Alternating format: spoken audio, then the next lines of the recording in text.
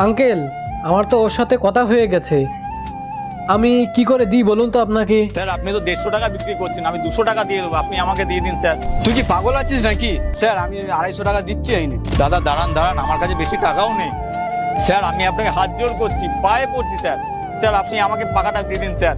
Uncle 1 minute, আচ্ছা এটা বলুন তো আসল ব্যাপারটা কি?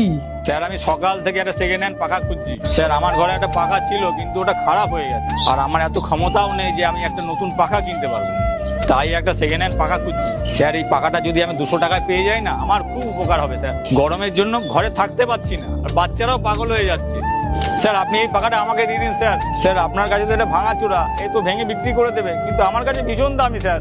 আচ্ছা ঠিক আছে আঙ্কেল, আপনি যান, এটা এমনিই নিয়ে চলে যান। না না, আমি এমনি চাই না, আপনি তো বিক্রি করছেন, আমি 200 টাকা দিচ্ছি আপনাকে। আরে আঙ্কেল, আমরা কি 150-200 টাকা নিয়ে বড়লোক হয়ে যাব? আমাদের কাছে এটা ভাঙাচোরা, আর আপনার কাছে